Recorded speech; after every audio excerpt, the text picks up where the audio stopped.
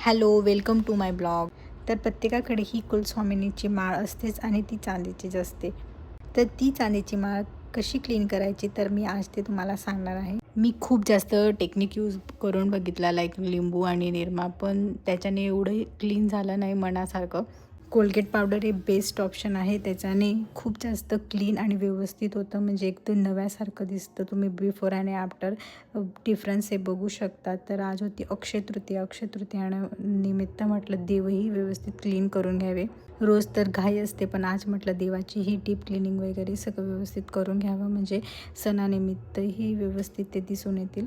आणि आपल्या खानदेशातली परंपरा ती म्हणजे लाडू आणि सांजोऱ्या. प्रत्येक घराघरात लाडू आणि सांजोऱ्या केल्या जातात. त्याचीच आम्ही इकडे तयारी करत होतो. सांजोऱ्या रेडी होऊन झाल्या होत्या, फक्त त्या तळायच्या तेवढ्या बाकी होत्या. मग सांजोऱ्या तळून झाल्यानंतर त्यानंतर मग आम्ही इकडे माठ भरण्याची प्रोसेस ही करत असतो. ही सगळी प्रोसेस आमच्या परंपरेनुसार आम्ही करतो.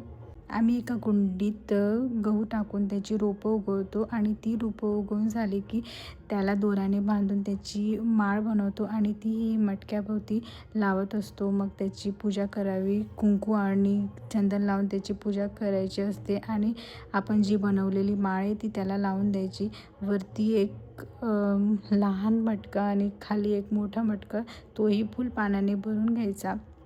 तर आज असतं खरबुजाला माळ. मग इकडे खरबूज ठेवला, त्यानंतर त्याच्यावर पुरणपोळी, तिखट पापडी, गोड पापडी हा सगळा नैवेद्य देवाला अर्पण करत असतो. आणि त्यावर सगळ्यात लास्ट असतो तो म्हणजे लाडू. एक गुळाचा लाडू आणि एक डाळीचा पिठाचा लाडू असतो.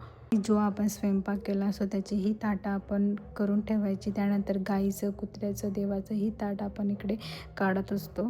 तेच आम्ही इकडे सगळं केलं आहे आणि नैवेद्य दाखवून पाणी फिरवून मग आम्ही त्यानंतर जेवून घेतलं आणि असं संपवला आमचा आजचा दिवस. Thank you for watching.